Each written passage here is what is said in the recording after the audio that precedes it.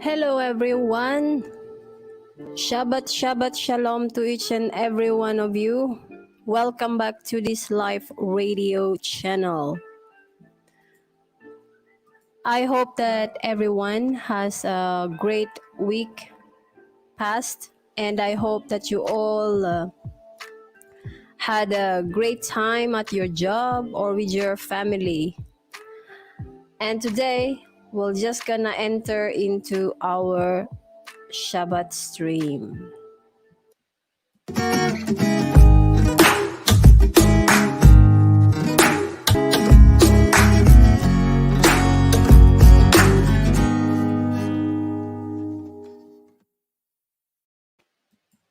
All right, so this week we have Vayeira, which means and he appeared. Vayeira in Hebrew means and he appeared. You may find this in Genesis chapter 18 verse 1 and 2, chapter 22 verse 24, and the extra portion is the Kings 2 to chapter 4 verse 1 to 37. So we're gonna talk a lot about the appearance of God to Moses and what does it mean for us. But before that, I want to introduce you into this flow of the song called Speak to Me by Kare Chobe.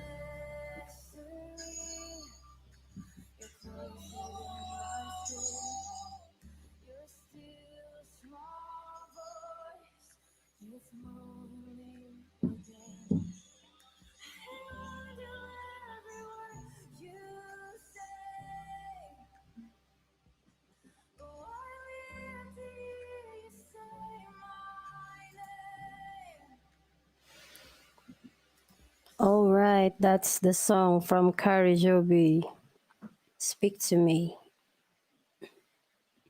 So now we're just gonna jump into the Vayeira reading, and we'll just have to learn what kind of things I want you to understand, what kind of things we are going to learn in this weekly reading.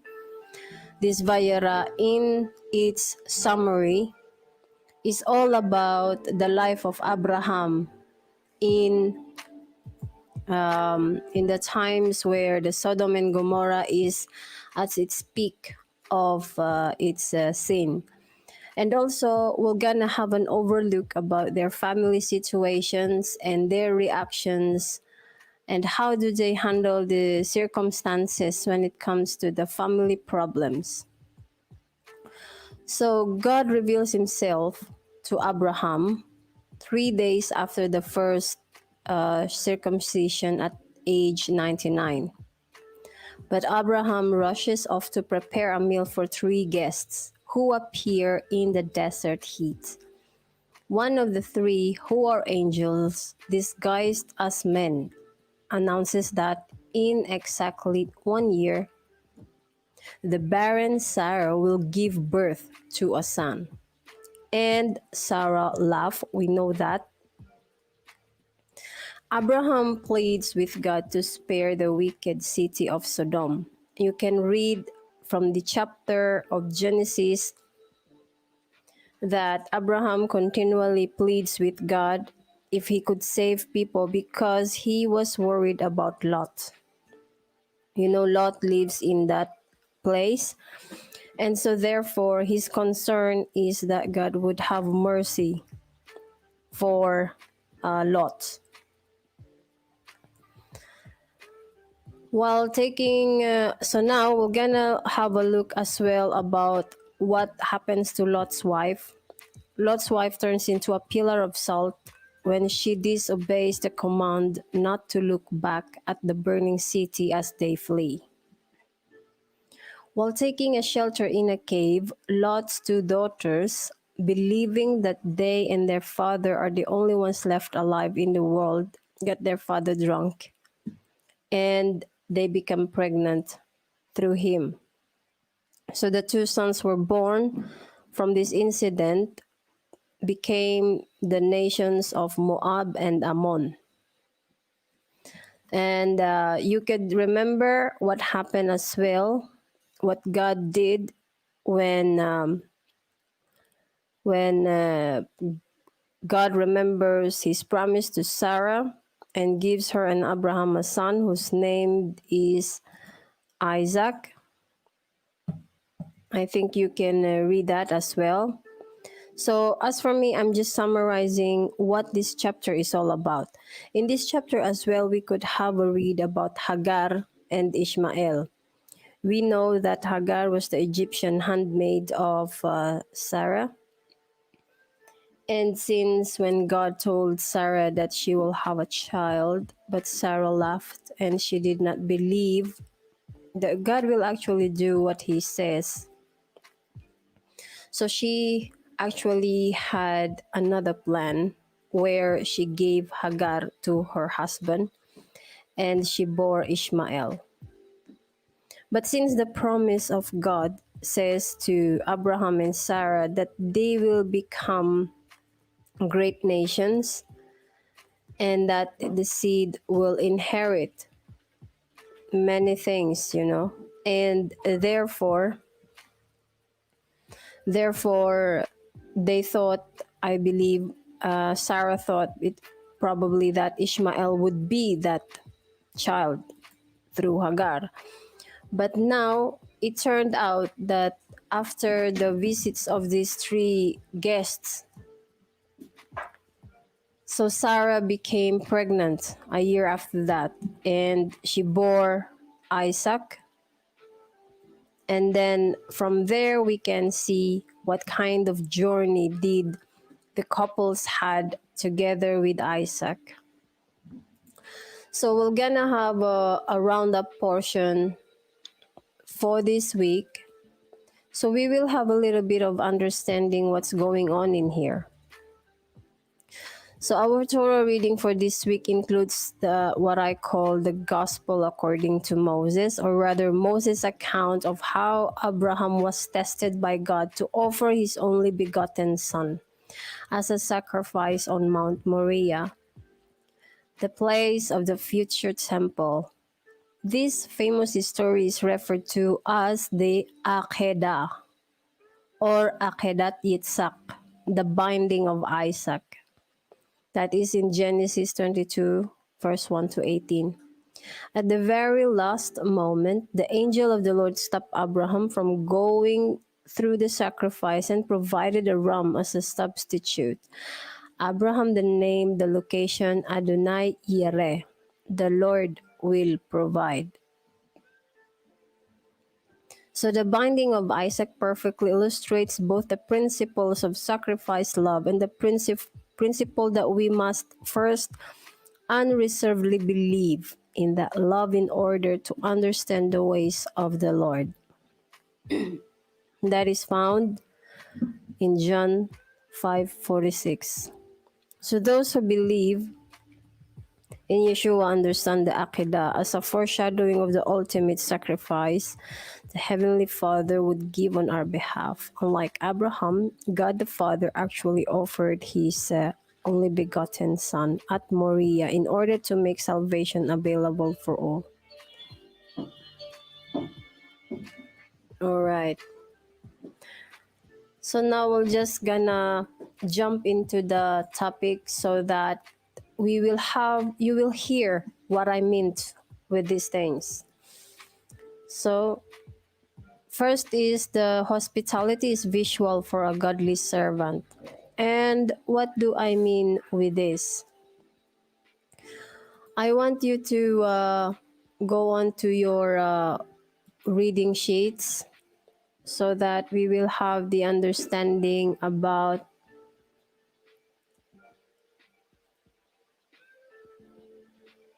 these things. Excuse me for a minute. I just have to bring out my Bible.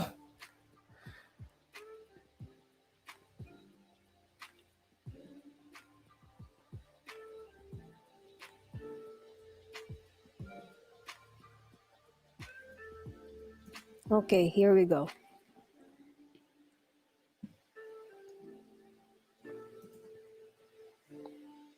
All right. In the first reading, we got Genesis chapter 18, verse 1. And it says, the Lord appeared to him in the plains of Mamre, and he was sitting in the entrance. So in Vayeira, I actually spoke that hospitality is visible.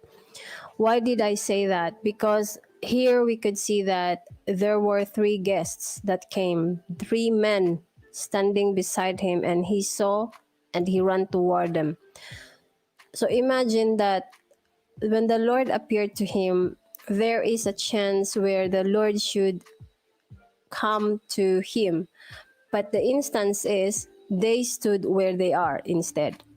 The 3 men stood where they are, and it was Abraham who moved himself to them, towards them. So we have this kind of hospitality and the respect to this authority that there is an above power over us. That doesn't mean that God should be superior to each and everyone without our resistance. It's not that what I mean. What I mean here is that since God is a God and all-knowing God, he do not want us to force ourselves. He don't want us to be forced in understanding and accepting him and believing in him. He wants that we also have to move ourselves. So the hospitality that I say here is that Abraham here, he actually offered himself to give something to the 3 men. He says in the further verses that if they could find that if he find favor in their eyes, then he does not allow them to pass him by. Instead, he want them to stay, and if somehow he could bathe their feet, because this is a tradition in some middle countries where they have to bath their feet whenever they visit someone, right? And prepare food for them. So it is natural inclination of a godly person to present hospitality to someone, because you do not know if you are under a test. And on the second, we have the Lord reveals insight to be warned of danger. And what do I mean with this? What I mean here in the second reading is in Genesis 18 to the 17th verse. And the Lord said, "Shall I conceal from Abraham what I am doing?" Here it speaks a lot about God's honesty, because that's what He is. He do not want to hide His plans from Abraham. So He revealed to him what are the things that are going to happen. Not It's not about the fortune telling, because this is not something to do with that. But what this means is that there is an insight, there is an insight.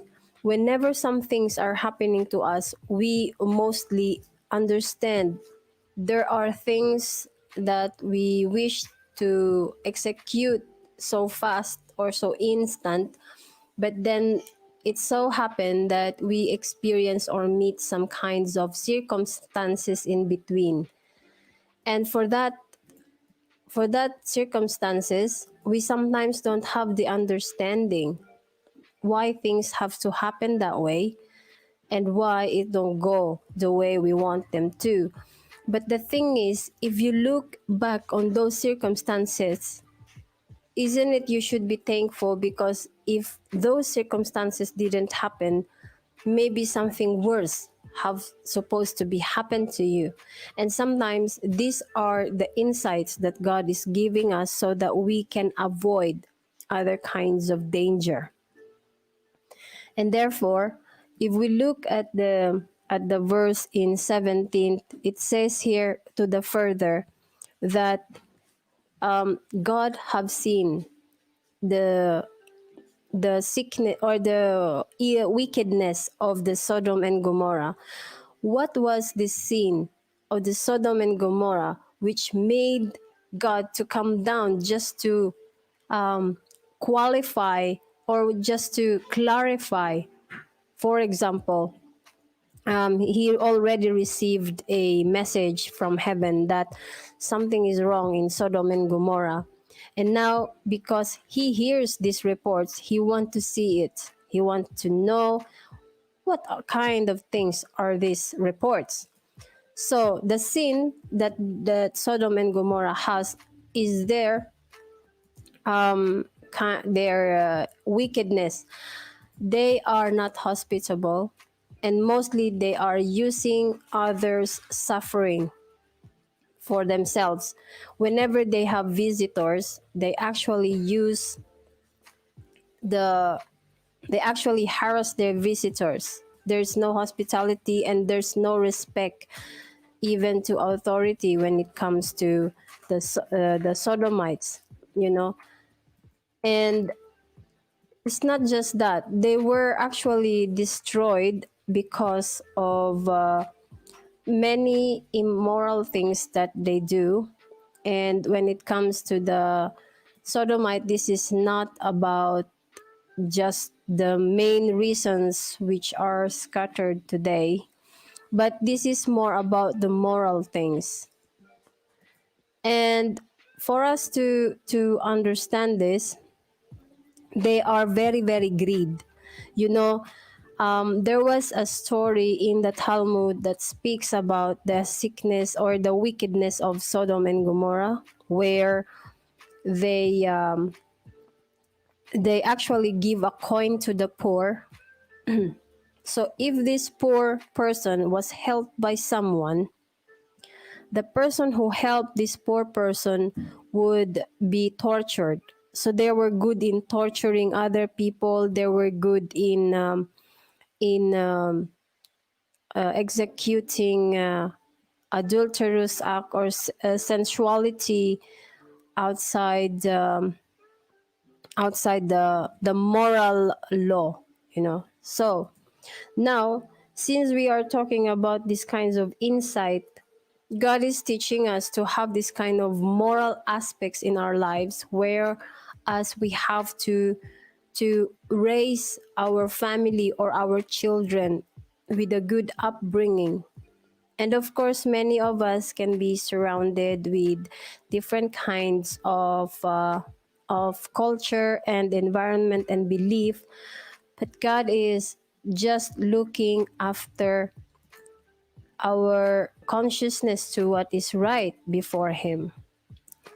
Right. And it's very important for us to have the respect towards the insights that we receive, because sometimes you can receive warnings from other people, and if you are hard-headed, you might fall into this kind of danger. It's very important to recognize when someone is warning you. For example, if you have plans and you ask somebody what they think, sometimes we might think that other people are jealous, but with experience from other people, if they have this kind of experience, then probably it's something to consider at least. And on the third, we have the Lord sees the suffering of the righteous. Okay, so that is in 19 and verse 14. Here you can see what God or what the angels did to Lot, you know. So Lot went forth and spoke to his family to pack their things, and they have to leave the city. But you know that according to the scriptures, in front of his sons-in-law, he looks like a comedian. They think he must be kidding or he must be joking. What is happening? It seems so beautiful in this place and so amazing, and everything is fine. So why would we just leave, you know? But the thing is, the angels were hurrying them to go. So what happens in if we relate this to our lives, we sometimes experience that we have some good warnings in our lives, or we have some kind of guidance we want to execute to other people, but sometimes we are laughed about, or we are looked at as crazy people. And it's important for us to understand that we have to respect when they do so, and we just have to do what is right, as Lot did here.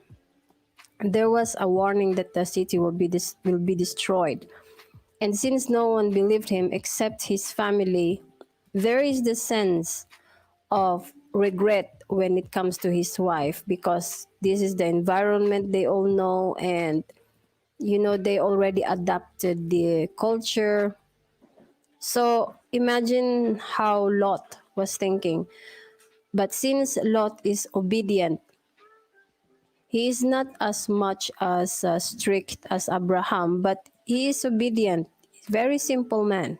No, he's a very simple man in the community. He's just a believer and obedient to God. So he went and brought out his family.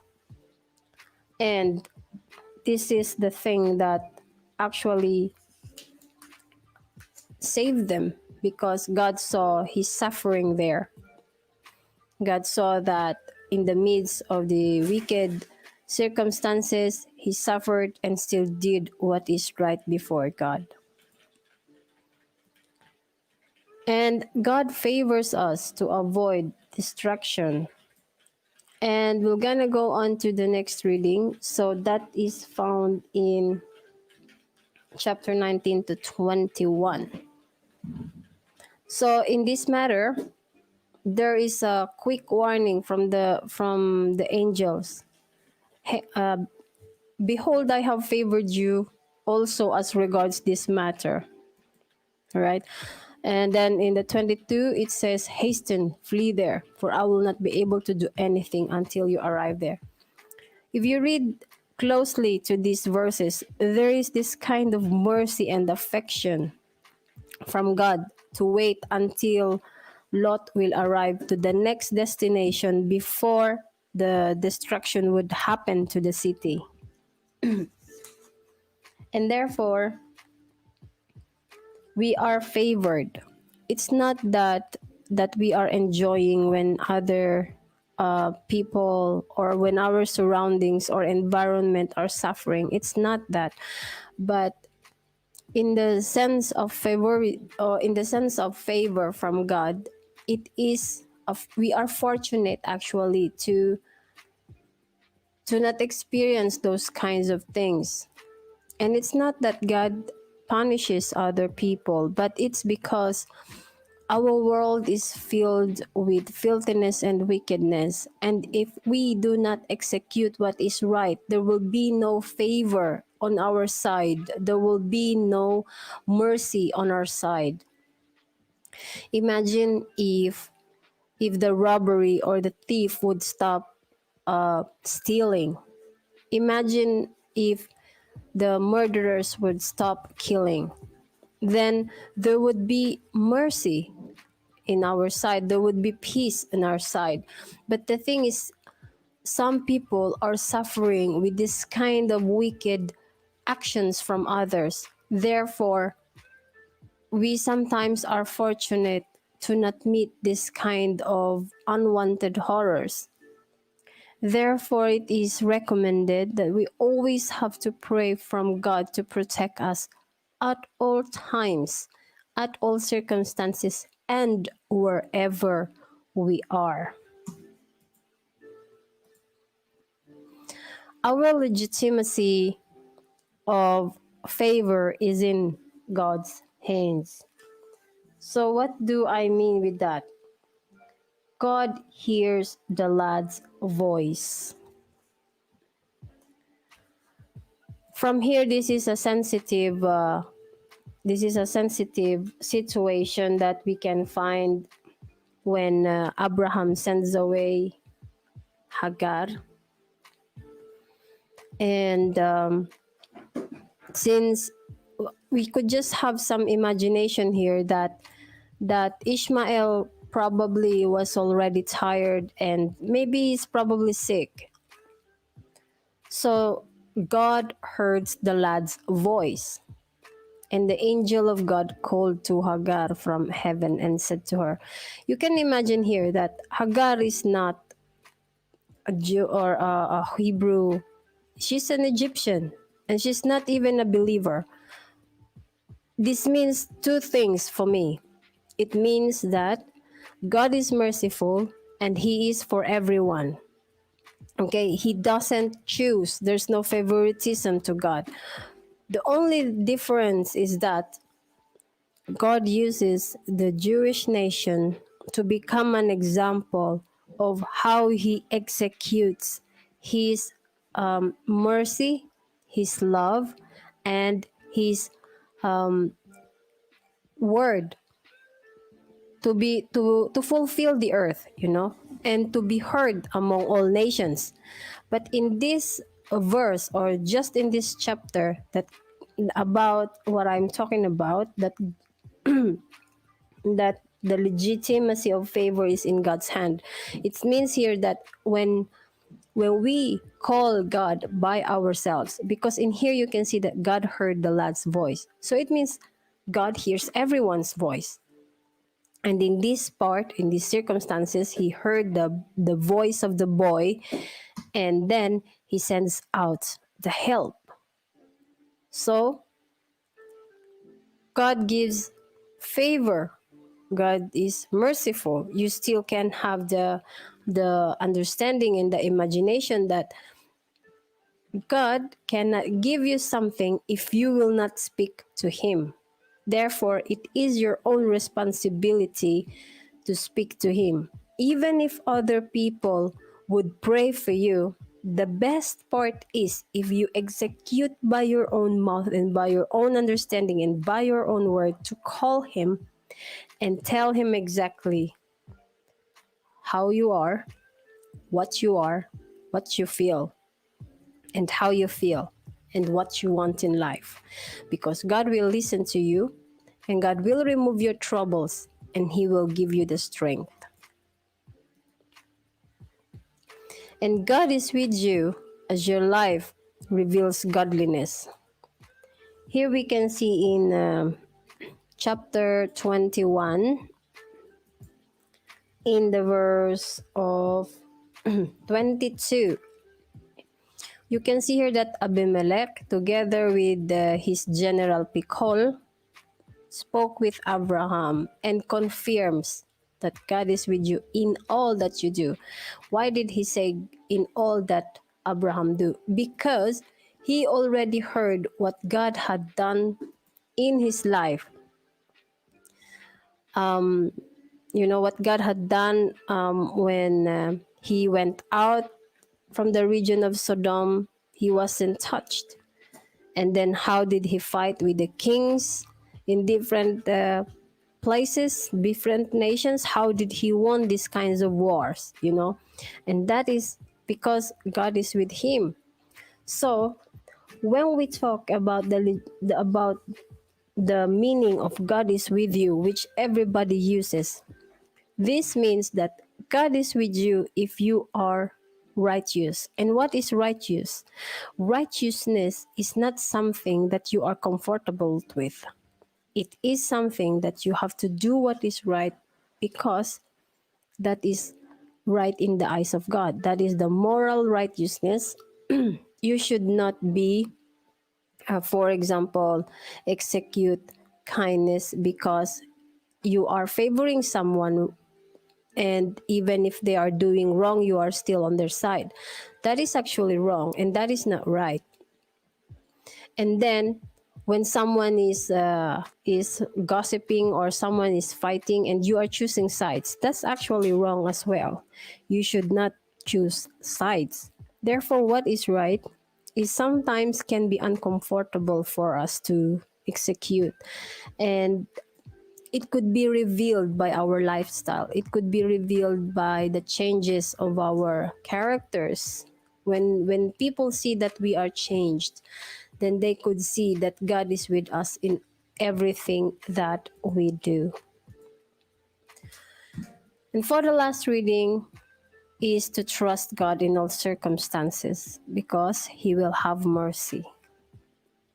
I know that sometimes we try to find solutions, and there are many things sometimes that happens in our lives where we don't know what to do, where to go. But always remember that God will always provide us the help that we need. He will always give us the strength in the midst of all the circumstances. He will have mercy. He will provide, and He will never abandon us. In this chapter or in this verse, you could see when Abraham offered his Isaac, there is this sense of obedience in him. Imagine the feelings of Isaac where he knows that he will be offered in the mountain. Imagine the feeling of Abraham losing his son when the promise of God says that he will be the father of many nations. And imagine the promise of God upon Isaac that Isaac will become this. He will become he will become the person to inherit many things.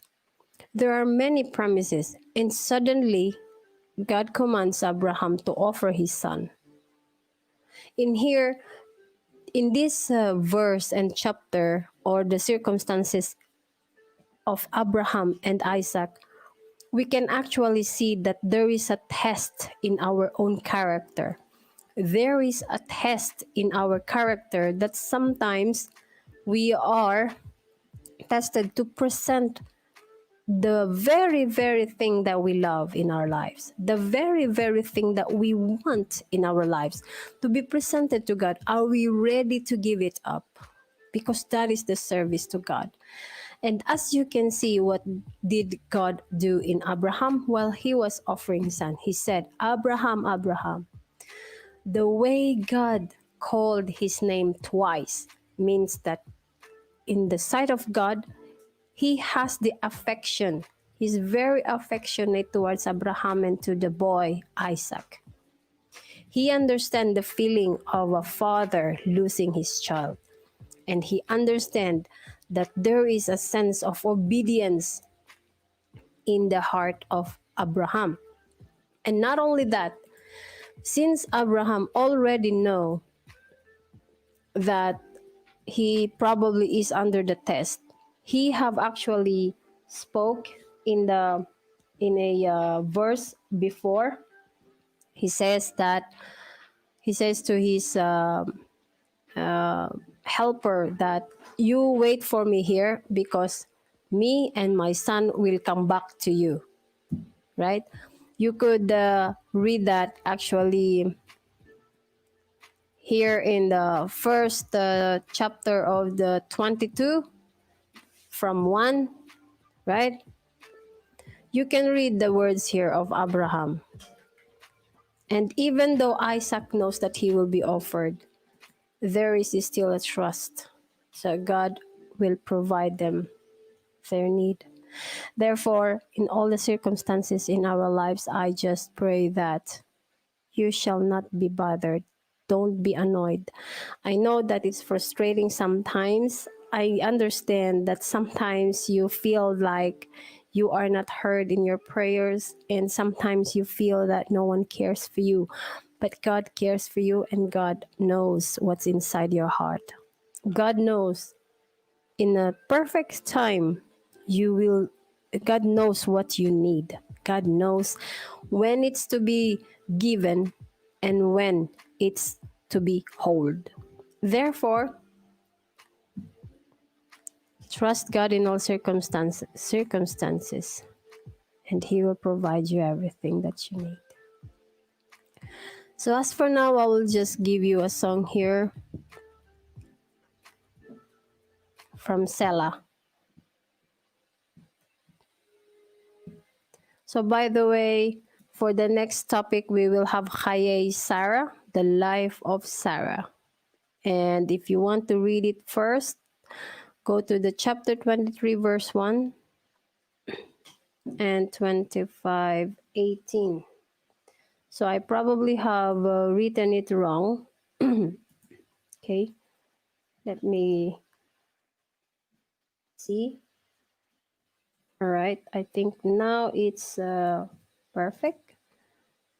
Okay, so that's the right one.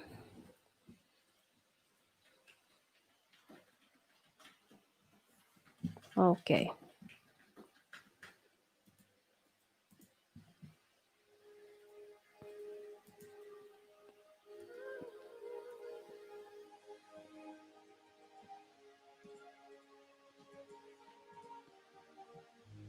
As I lay me down, heaven hear me now. I'm lost without a cause. After giving it my all, winter storms have come and darkened my sun. After all that I've been through, who on earth can I turn to? I look to you, I look to you. After all my strength is gone, in you I can be strong. I look to you, I look to you. And when melodies are gone, in you I hear a song. I look to you.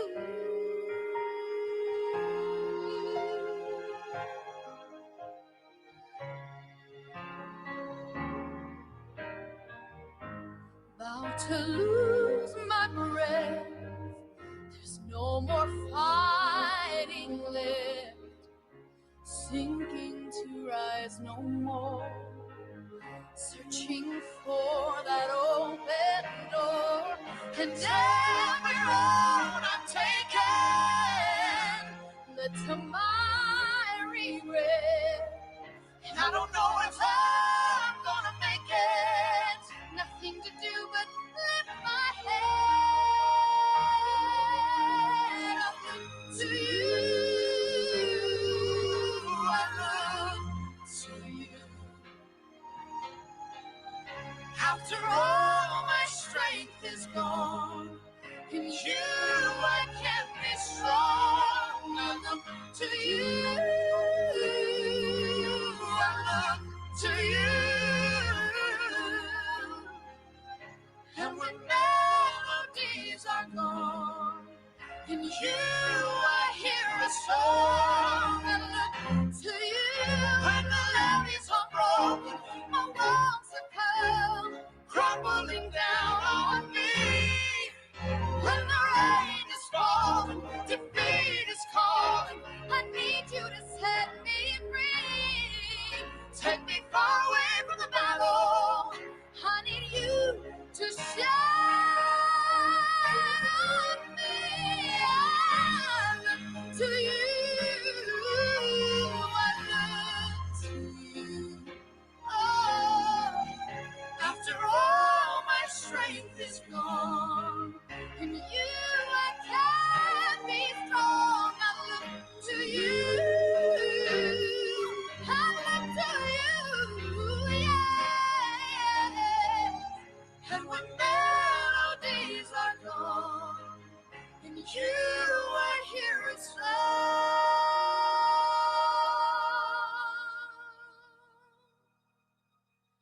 I look to you.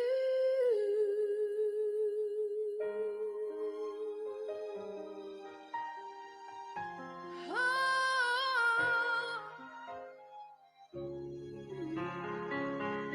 I look to you. So that's the song from Sela, I Look to You. And I hope to see you again for the next weekend. And have a wonderful Shabbat. And God bless everyone.